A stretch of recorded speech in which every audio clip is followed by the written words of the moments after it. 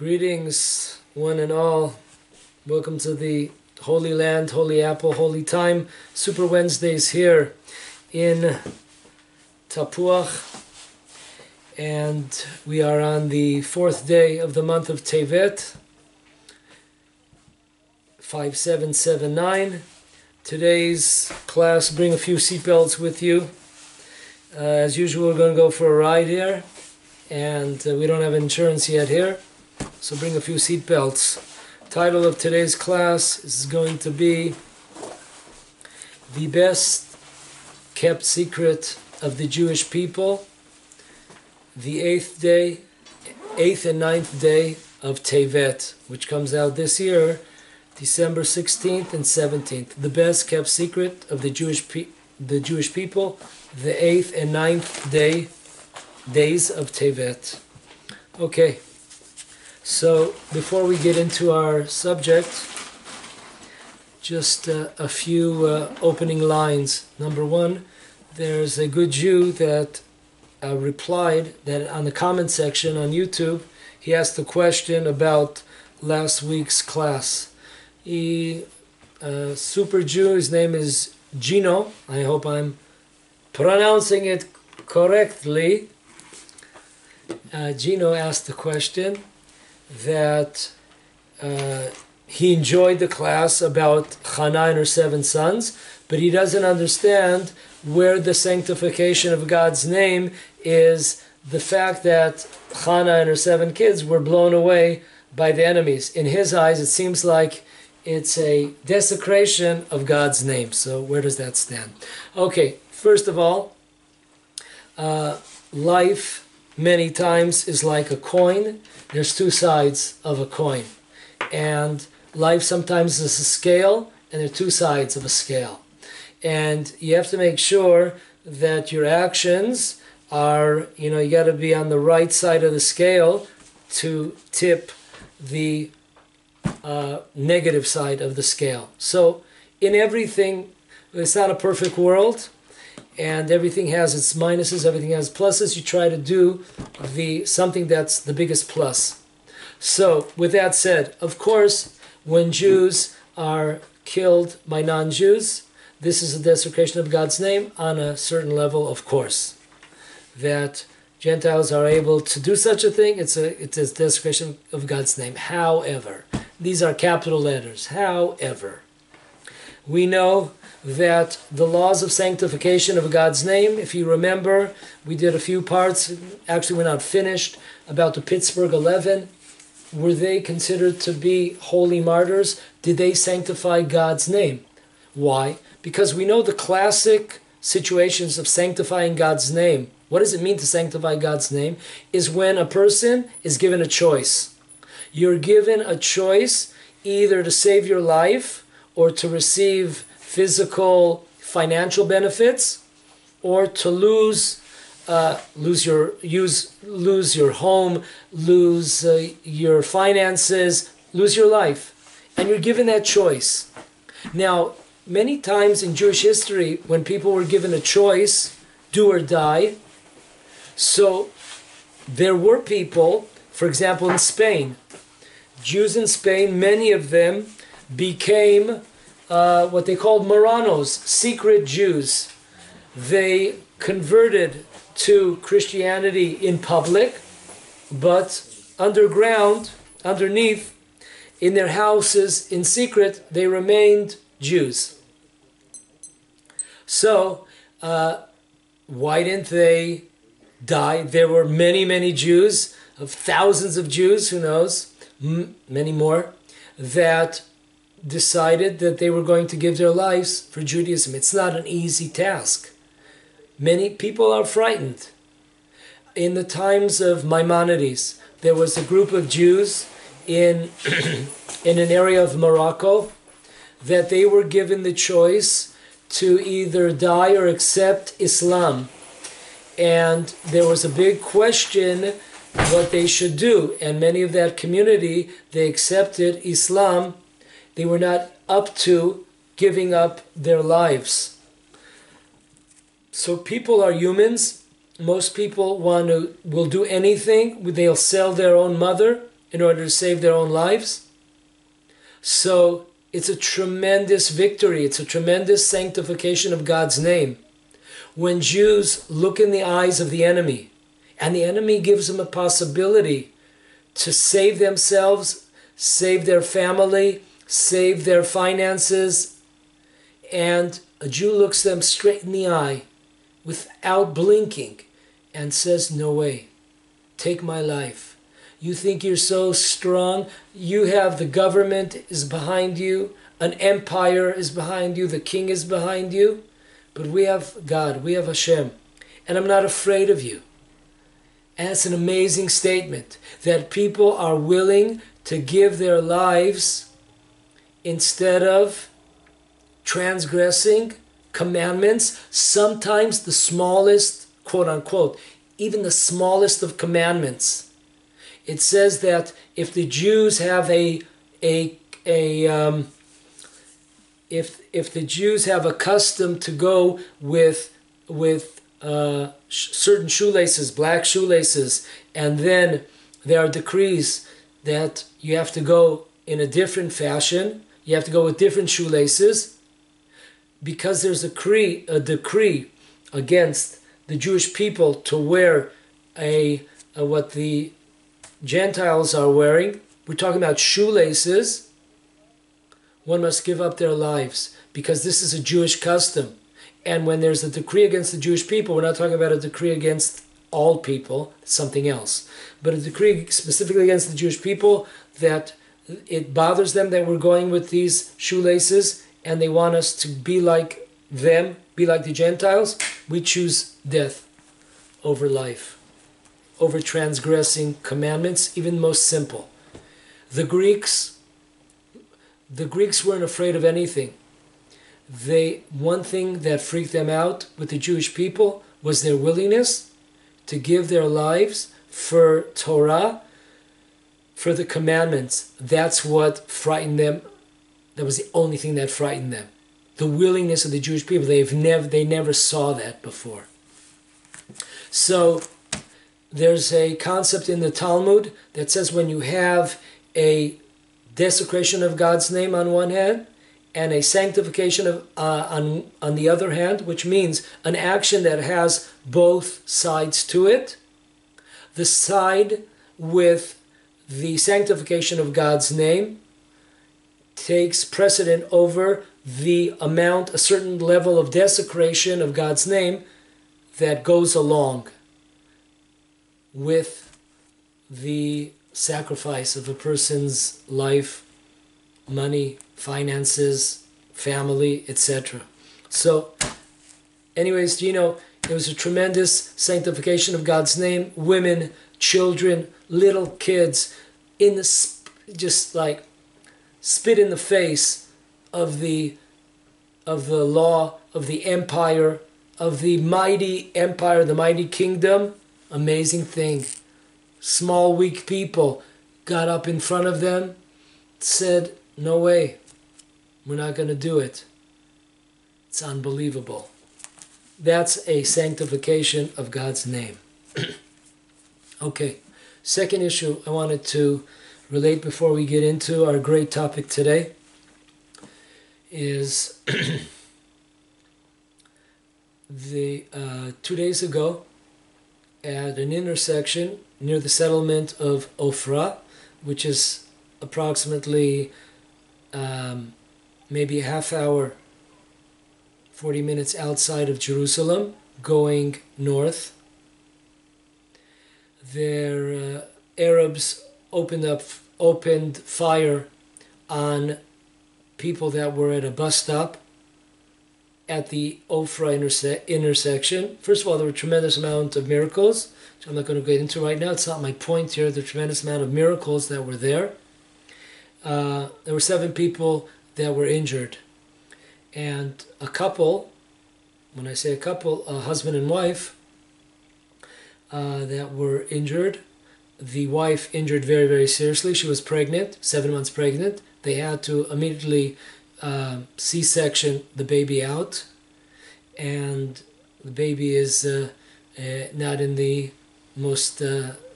greatest situation, health-wise. We have to say our prayers. But this couple is, they live in Elon Moreh, settlement that I come from.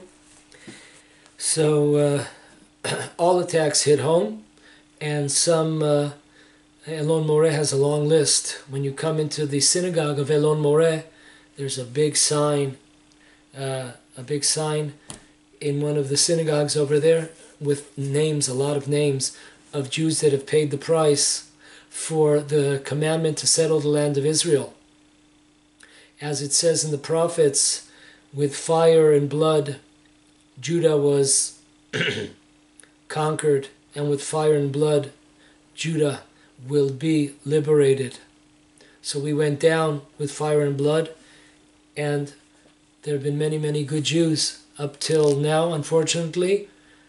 Over 23,000 Jews have paid their lives in order to hold tight to the land of Israel and to settle and to live in a land that is equal to all, in a commandment that's equal to all the other 612 commandments.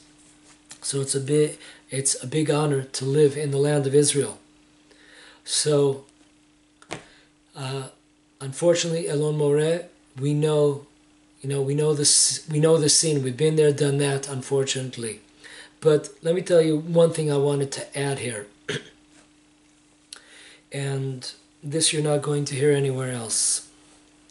What really sends me flying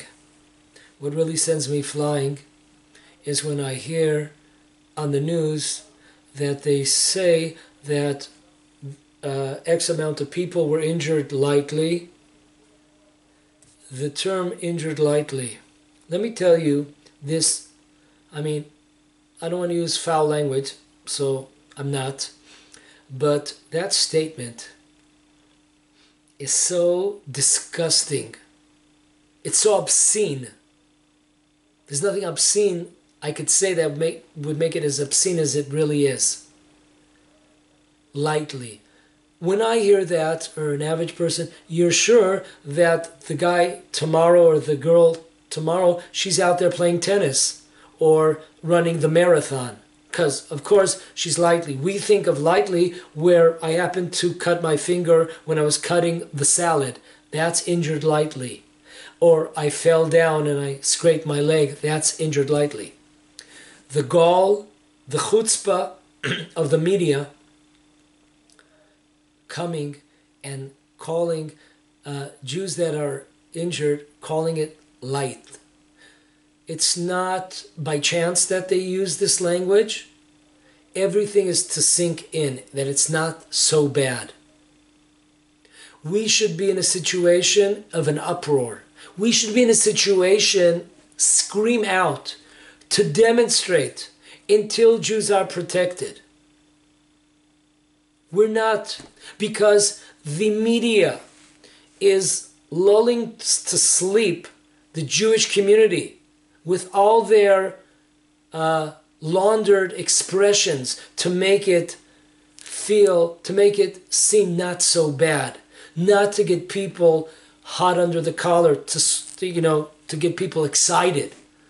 Let me tell you something. I have a friend who was leaving Elon Moreh, and this was at the beginning of the third uprising, what they call intifada in Arabic. This was 20 years ago. Yeah, almost 20 years ago. 18, 19 years ago. He was leaving Elon Moreh, and from the side of the road, he was shot at. And the media for about 2 days, when it was still a news story, because after that it's not a news item anymore, but they said that he was injured lightly.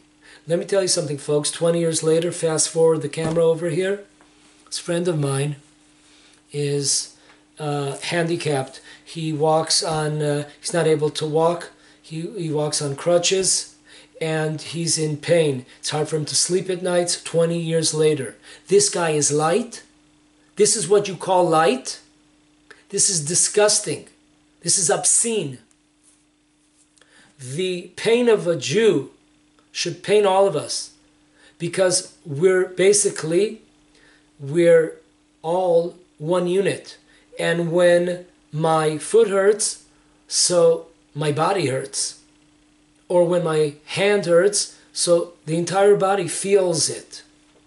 You know, you walk a little bit different, so you're putting your back out, you're putting your shoulders. It's all connected. So the Jewish people are one unit. So we should be feeling the pain. And instead, the media comes by and lulls to sleep the entire nation. Oh, he was injured lightly, she was injured lightly. You know, they're out there swimming tomorrow, playing basketball, soccer. It's just great, you know? It's terrible. And what makes it worse, and you won't hear this anywhere either, what makes it worse is that we could point a finger, rightfully so, at the Arab enemy. They're enemies, and they must be removed from the land of Israel. That's for sure. But along with the enemy, the Arab enemy, unfortunately, hurts to say it, but hand in hand, we have a Jewish government, a Jewish, so-called Jewish government that deals and supplies and funds the PA. And the leaders of the PA, the PLO, this terrorist organization, they, every single month, all Arab political prisoners that tried to kill and maim Jews, some being successful, some it was a try, they receive 12,000 new shekel a month. That's 144,000 shekel a year, divided by 3.5 if you want to understand the dollars, but it's really irrelevant because, you know, we're in Israel here, so it's shekel. The economy runs different, things are different here. So Israel, the government of Israel, hand in hand with the enemy of the Jewish people, their hands are full of blood, Jewish hands are full of blood, with their connections and their relations with the so-called PA, the PLO terrorists, and the government. And this, there is no forgiving. There is no forgiving for this. And nobody's talking about this, no one's saying anything. But understand the prophet Isaiah. The worst enemies of the Jewish people have always been from the inside. How could a person, forget a Jew, a person with a heart and a soul, an honest person, how can you have anything to do? I mean, you should have something to do with these people by expelling them from the land of Israel. That's the issue, that's the dealing that they should be done. But how in the world are these people able to sleep at night, the government, when they deal daily with these murderers, assistants to murderers? This is the government, so-called government, of the Arabs in the land. I mean, what more do you want? We're talking about a government that supports terrorists, that supports Jewish death, and we have a Jewish government hand in hand, and no problem.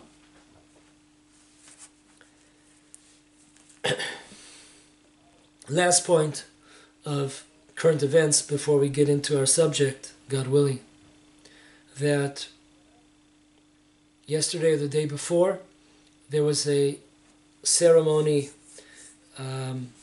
celebrating a new bypass road around the area of Adam, which is a settlement about 10 or 15 minutes outside of Jerusalem, north of Jerusalem. and there's every day, day in and day out. Sometimes it doesn't even matter what hour it is. It's not like from a certain hour there's traffic, but usually during the entire day it's really bad. You could wait. You could for a road of about 2.5 kilometers, you could be there for 40 minutes easily. So they had the inauguration celebration, and the Prime Minister came, and he had a great statement that you have to be an idiot. You have to be like a stupid with a diploma to go with it. He made a statement at the ceremony that not only will, under his government, no Jews will be uprooted, but not only no Jews will be uprooted, they also built. I mean, how do we stop laughing here? Are people such idiots? Did they forget?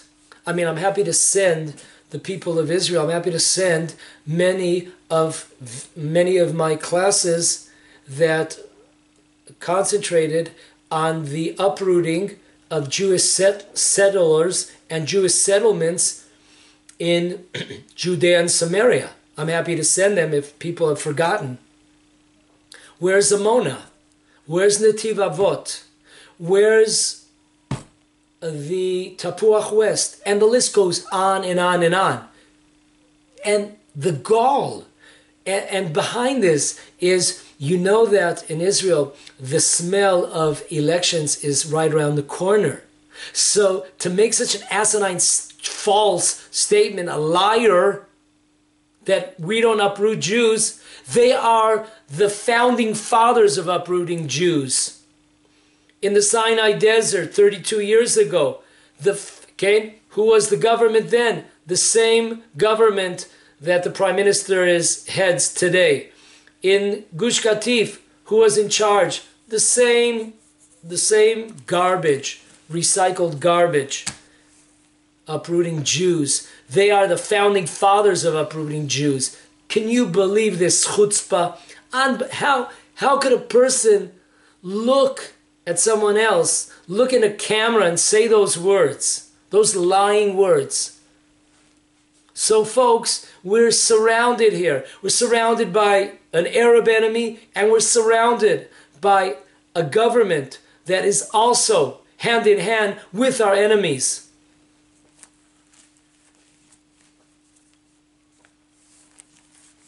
We're lucky God is on our side. Okay. We're going to start with 6 questions. Okay, 6 questions. Start off. First question. Why do our sages connect the rape of Dina, the vengeance against the city of Shechem, today they call it Nablus, and the Greeks? I mean, whoa, that is like far-fetched. This is located, this could be found in a few places. It's based on a verse in the book of Job, chapter 3, verse 26. Job uses an expression that, on this verse, that we all know that he suffered tremendously, Job. And he uses 4 expressions of suffering in one verse. Our sages take these 4 expressions of suffering and they divide it up. Each word or two of suffering is connected to another exile. So there are 4 exiles. The Jewish people were in 4 exiles. We have Babylonian exile, the Medium, I think that's how you say it in English, Madai exile. We have the Greek Syrian exile, and we have the exile of Esav Edom. which is the present one. So our sages on the words lo nachti, we have not rested, say this is talking about the exile of Greece. The words not resting that Job said, I have not rested, this is connected to the exile of Greece against the Jewish people in the land of Israel. Now, we have two more sources. One is in the book Shmot Rabbah 26:1, and one is in Breshit Rabbah 84:1. The same four expressions of tragedy that Job experiences are now not connected by our sages to empires. Now they're connected to the trials and tribulations of Jacob in his own family.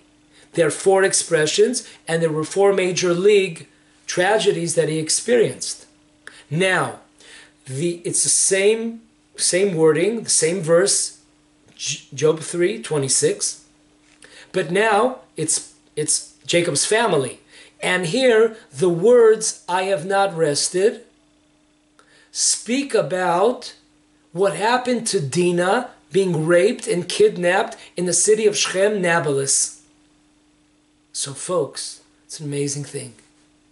Our sages, with their prophetic view of life, they are able to see tremendous connection between what happened to Dina in the city of Shechem, Nablus, and what happened to the Jewish people during the time of the Greek occupation in the land of Israel against the Jewish people in the time of Hanukkah and the Maccabees. What in the world is the connection between these two cases? I mean, we're talking about 1,000 years,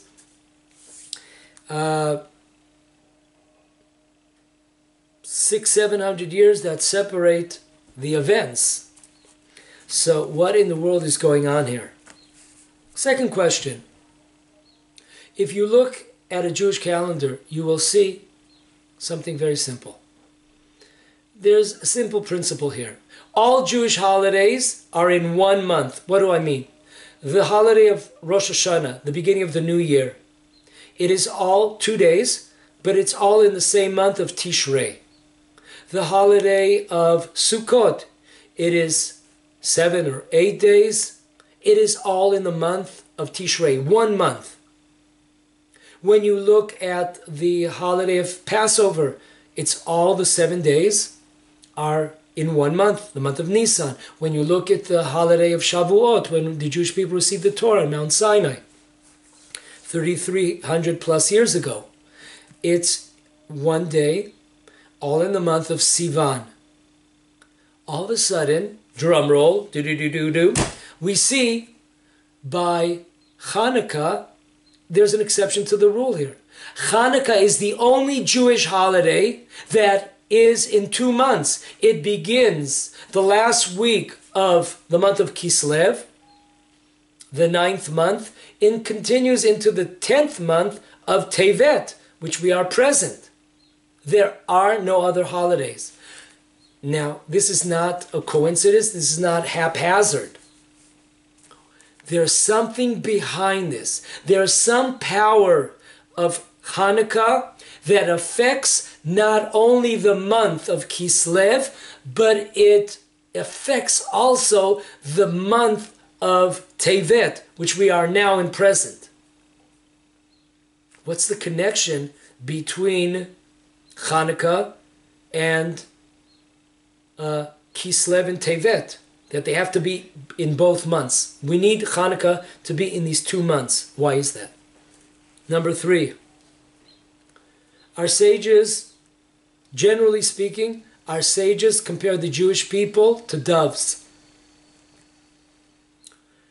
And, like easy like Sunday morning, for those of you who remember, Jews are compared to doves. However, that's generally speaking. Jewish people, the Jewish community, are compared to doves. However, specifically, the Jewish people in the times of the Greek occupation against the land of Israel during the time of Hanukkah at the 139 BCE, specifically our sages hit upon the point that specifically, especially the Jewish people are compared to doves during the time of the Greek occupation. What's the deal? Question number 4. When we're talking about doves, dove, could there be any connection between Noah, and the floody flood, and the dove that is sent out, and the olive branch in its peak? Is there any connection when our sages point to the Jewish people being termed doves during the time of the Greek occupation, during times of Hanukkah? Can we go back further than Hanukkah? Could we go back to the beginning of history and the flood of Noah and the dove and the olive branch? Question number 5.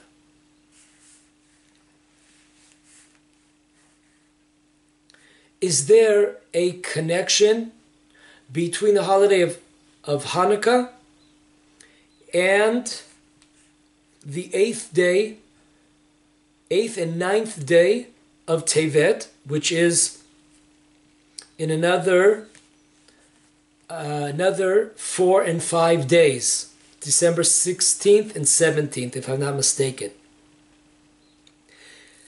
What happened on the 8th day of Tevet, the greatest secret of the Jewish people? Shh, don't tell anybody.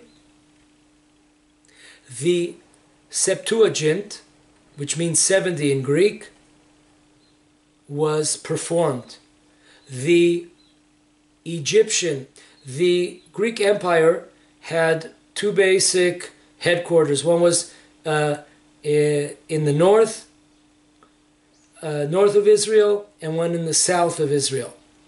In the south of Israel, there was the king of that region for the Greeks was an Egyptian fellow named Ptolemy. In Hebrew, we call him Talmai. He was Ptolemy the second, and he sat down 70. Our sources say 72 sages, different places, and had them translate the 5 books of Moses into Greek, the language of the time. And there was a miracle that took place, that even though you have, usually when there's 2 Jews, there's 3 opinions, or 1 Jew, 2 opinions. In this situation, actually, there was a miracle here, because I guess when you have Jews, you're going to need a miracle to come up with one decision, one idea, one rule. So there was a tremendous miracle that all of them translated the Torah in the same fashion. Even though they had to make changes, there's discrepancy how many changes were made, 12, 13, different opinions. These probably were major because there's a rabbi who passed away in 1971. He was a very interesting scholar. His name was Rabbi Reuven Margo. And he was a librarian. That was his profession. And but he was a tremendous Talmid Chacham, tremendous scholar. And he was an expert in the Greek language. And he went through the Greek translation. He found over 700 mistakes when he looked at the Greek manuscripts of what they had written down, what the translation. So he found there 700 discrepancies from what it really says in the Torah, which is an amazing thing. So we have all these nations of the world reading this Greek document with all these 700 mistakes, more than 700 mistakes. Think about that one. The 9th of Tevet, also very secret. Please do not, do not tell a secret to anybody. The 9th of Tevet, some opinion was that Yeshu was born on the day, therefore there's a fast. Also the 8th of the Tevet, there's a fast day because the Torah was translated, and even though there was a miracle that they all made, we'll call it mistakes.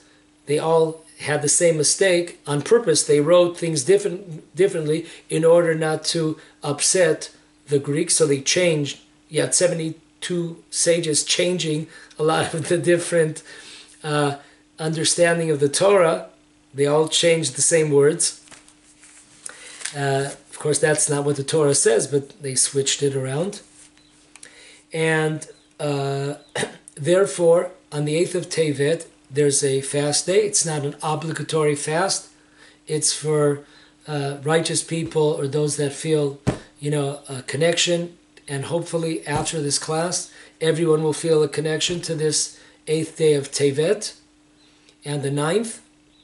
So it says that when the Torah was translated into Greek at this period of time, we're talking about, in history, we're talking about the year 245 BCE. That was when the translation took place. Once again, the story of Hanukkah was 139 BCE. This is 245 BCE, the translation of the Torah into Greek. It says that in the world came down a tremendous darkness for 3 days. It says that this day was such a difficult day when once again, the Jewish people did not volunteer their services in order to translate the Torah for the Greeks. They weren't getting paid for it, and they didn't volunteer. They were forced. They didn't have any choice. It's your life or translate. So that was the situation. They were forced into it. So no one was happy about it. However, it says that this was such a difficult day, similar to the day that the Jewish people erected the golden calf. When Moses was late in coming back to the camp of the Jewish people, they created a golden calf. So that's an amazing thing. Why? Because the Talmud tells us that until this very minute, every punishment you see in the world, there's a certain percentage of that punishment where we're still being punished for what happened at the sin of the calf, which means we must have a connection to the sin of a calf, because God would not punish us if we're not connected to in some way. Now, it doesn't mean you're connected 100% or 90% or 50% or 10%, but some connection there has to be in order for one to be punished. So there are a handful of sins where we're still paying the price today. Thousands of years later, we're still being punished for that. So it's an amazing thing. The translation of the Torah into Greek turned out to be a day of tremendous mourning, a fast, a time of mourning. What's so bad? 9th day, the birth of Yeshu, or another opinion is the death of Ezra and Nehemiah. So our question here, the 5th question here is there a connection between the holiday of Hanukkah, the 8th day of Tevet, right? We said that Hanukkah is in 2 months, very interesting. Is it connected to the 8th day of Tevet, the Torah being translated into Greek? And this was a terrible time for the Jewish people, for the entire world. And the 9th day, the birth of Yeshu, and the death of are leaders in the time of the Second Temple, Ezra and Nehemiah. Is there a connection? Last question, number 6. Who is the new Israel? There is this concept. You could go, if you open up your ears and open up your eyes, you'll see in many places a concept called New Israel. What the hell is this New Israel? I mean, we know Young Israel. We know those synagogues called Young Israel. That we know. We know, what is this New Israel? Will the New Israelites please stand up? Who are these people? So some might say that if we looked, let's say in Webster Dictionary, they'll tell us it's the church is the New Israel, or the Christians themselves are the New Israel. So were the Greeks New Israel? Is there a connection? Or the original concept of the New Israel, that is a Christian concept? Or do we meet up with this in the time of the Greeks, in the time of Hanukkah, the so-called New Israel, i.e. the Greeks, the New Israel? So those are the 6 questions. And right now, we're going to delve into this tremendous subject. The concepts that I'm going to bring now, it's so amazing. My humble self, I've found it in at least 8 different books. 8 different books. The concept that you're about to hear, probably the first time in your life. I found this the books range there, ancient books and more recent books and somewhere in the middle. It's an amazing scope of ideas here. They all are saying the same idea. They are all connecting the dots. They are all connecting the tragedy of Dina, kidnapped and raped in the city of Shechem, and the vengeance perpetrated by the sons of Jacob, Shimon and Levi, leading the charge against the Canaanites, against the people of Shechem, and the times of the Greek occupation, Syrian Greek occupation of the land of Israel. They all connect the dots. Just like we asked the first question, how come our sages connect the dots? It seems like there is no connection between the 2 historical events. But we have 8 books that expand on this tremendous connection. Amazing. Number 1. In the portion of the week, Vayishlach, Genesis, we have the Be'er Moshe book. It's by the Rav Moshe Ozorov. It's one heck of a name. One of the Hasidic Rebbes, Rav Moshe Ozorov. In totally different spectrum of life, we have, on the other side of the spectrum, we have Rabbi Gedalia Sher in his book Or Gedaliahu on Hanukkah. Talks about the tremendous connection between these events. We have in modern day, in our age, we have a book called Yerach Lemoadim, starting on page 438 and going for about 20 pages discussing this subject. We have Rabbi Yerucham Elshin in his book. We have the Shlah HaKadosh in the book of Genesis, in the portion of Vayeshev. We have the Chatam Sofer in his writings on Hanukkah. In the Jewish year of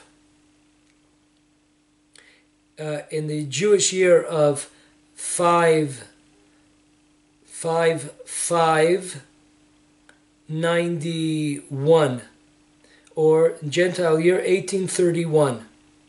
Yeah, almost 200 years ago, we have the Chatam Sofer on Hanukkah.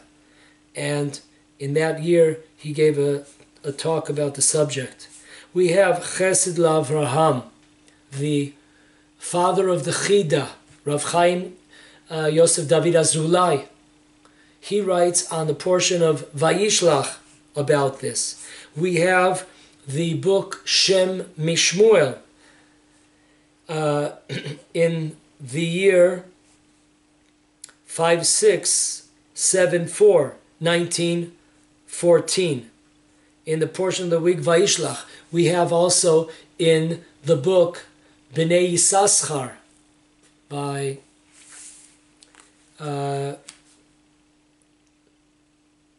in the subject of Hanukkah. So we have 8, what I came up with, what I saw, amazing, 8 sources that speak about this tremendous connection. Okay, so let's take it from the top. We will see that we have here 2 different periods of history. We said hundreds and hundreds of years between these 2 periods of history, 700 years approximately of separation. We will see it's exactly the same story, the same old song. We will go step by step. We have 6 steps here, 6 questions and 6 steps. Step number 1. We see that Jacob, when he left the land of Israel, when he went hiding from his brother Esav at the age of 63, he had a dream near the city of Beit El, not too far from here. And in his dream, he had the ladder going up and down, the angels. And then Jacob promises that if God will protect him, and if God will supply him with food and clothing, when he comes back to the land of Israel, he will immediately erect an altar, a thanksgiving altar, and pour oil on this altar, thanksgiving altar, to God. That's what he promises. Now, our sages ask us, how come Jacob was punished with his daughter Dina? Now, it's a kind of a funny question. We know that Dina was punished because she was raped and kidnapped. But what's the connection? Well, there's a connection, of course. Because if your father, if God forbid something happens in your family, the entire family feels it. So God would not allow people to feel pain or be troubled, pained, afflicted if they're clean 100% or almost 100%. So there has to be the fact that Jacob saw his own daughter kidnapped and raped. There has to be some kind of minuscule lacking in Jacob's behavior. So the sages, with their unbelievable magnifying glass, their zoom power, they zoom into it. It's very small, but they zoom into it and they make it big, and they say the following. Jacob, after spending 14 years hiding out in the yeshiva of Ever, and later 20 years in the White House, the house of Lavan, his father-in-law, comes back to the land of Israel. When he comes back to the land of Israel, when he leaves his father-in-law's house, it takes him 1.5 years or 2 years till he returns to the land of Israel. And then once he's in the land of Israel, he delays what he promised. He had promised to erect an altar of thanksgiving to sacrifice up to God and include also oil, to pour oil on this altar. So this is written. So the sages tell us that's why Jacob was punished with the kidnap and raping of his daughter Dina in the city of Nablus, Shechem. This is written in the book of Tanchuma, the portion of Vayishlach, paragraph 5. Now, let's fast forward. The same exact problem in the time of Hanukkah. So we have Jacob and his sons and the city of Nablus and his daughter Dina being raped, and now we go to the other side, times of Hanukkah. In the laws of Hanukkah, law 670, one of the commentators on Jewish law, his name is the Beit Chadash, and he says an amazing line. Why were the Jewish people why were there decrees against the Jewish people and against the Jewish religion during the times of the Syrian Greeks? And his amazing answer. He says that the Jewish people began to become lazy when it came to the worshiping of God in the Holy Temple in Jerusalem. They became lackadaisical. And because of the fact that when a person has the merit to be a servant of God, to be part of the chosen people, I mean, that should give us inspiration to jump out of bed in the morning and say, hey, let's get going. Let's start our avoda. Let's start our daily worshiping. Let's do what we're supposed to do. Let's pray. Let's learn the Torah. Let's help people. So that we should be very, very excited about it. What was going on in Jerusalem in the Holy Temple of the Jewish people, that the Jewish people began to become lackadaisical in the service of God. So we said the same thing was going on with Jacob, that he was lax in fulfilling his promise, and in the time of Hanukkah we have the same issue, same lack of life and excitement that should have been prevalent within the Jewish people in their service of God. So once again, folks, just remember all these points, these 6 points that I'm making right now, which connect the two events, these are not my points. These are in the 8 books, all saying the same thing. Amazing thing. Especially amazing when you think about it, that there are so many Jews that tear the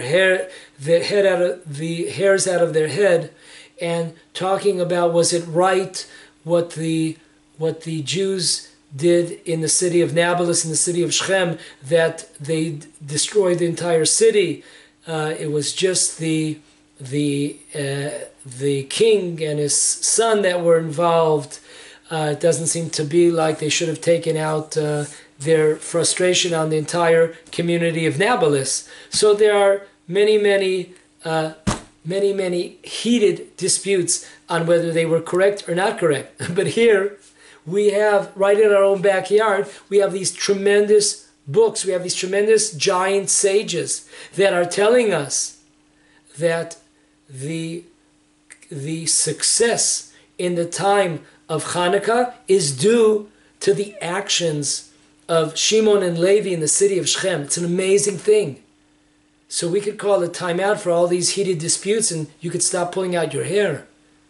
This is it. This is the seed.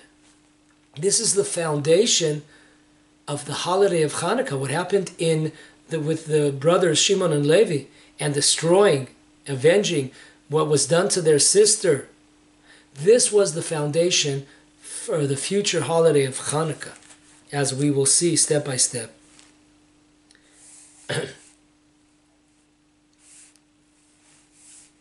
Okay,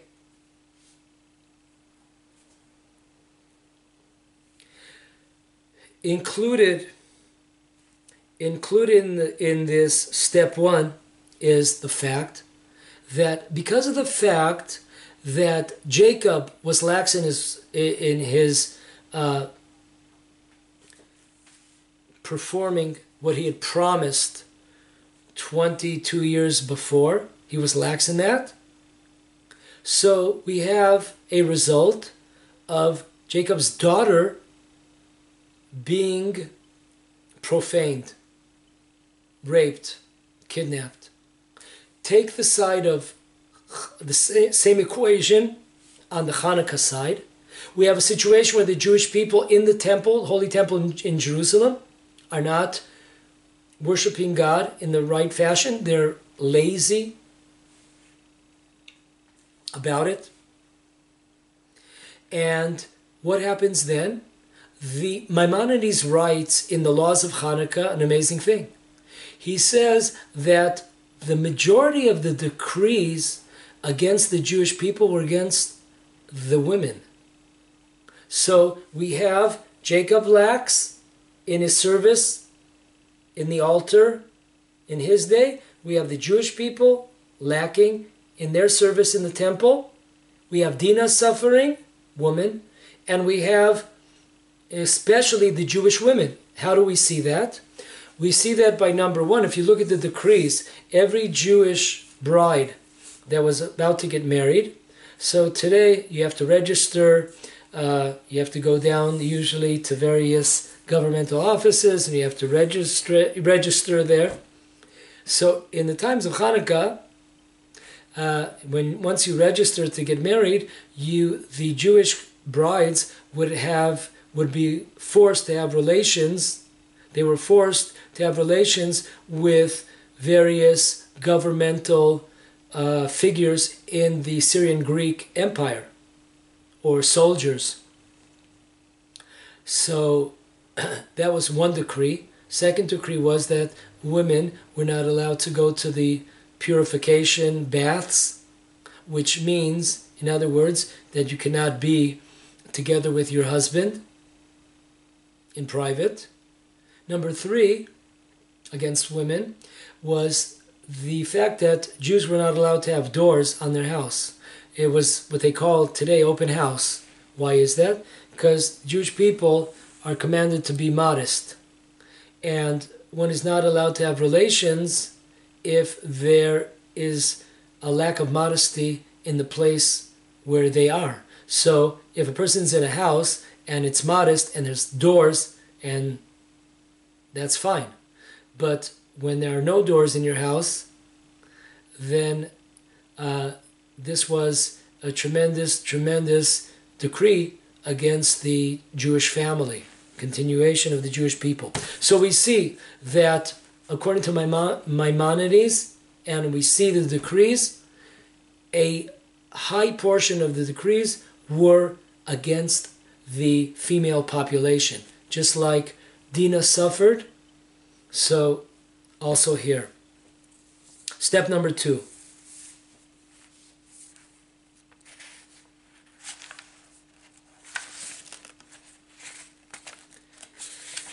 Step number two, we see an amazing, in the book Yerach Lemoadim, page 441, by Rabbi Yerucham Elshin, tells us an amazing thing, connection.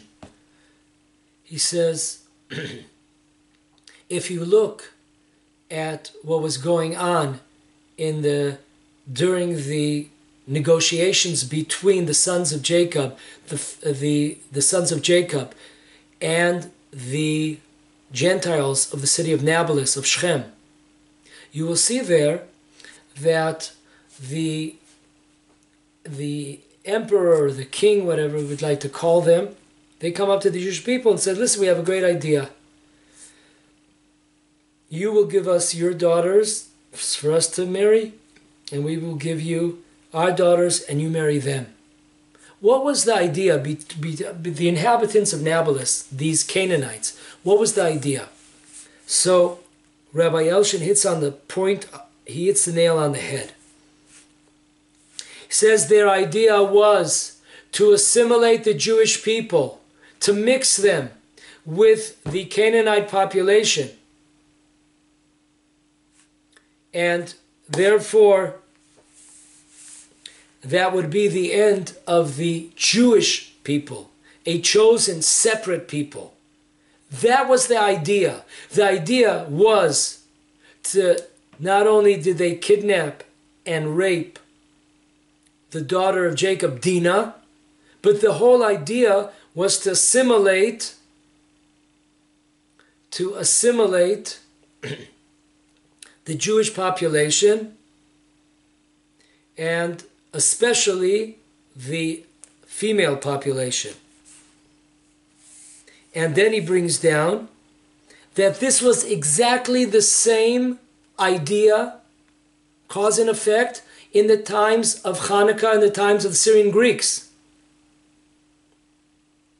Their idea was to assimilate the Jewish people, especially via the women. So we have the people of Nablus, Shechem, and they want to marry and mingle within the Jewish community in order to assimilate us, and then there's no more Jewish community. We're all assimilated out. Jewish people are extinct. Same issue during the time of Hanukkah. This was the idea of the decrees. The decree that all women that would be married would have to have relations first with these Gentiles.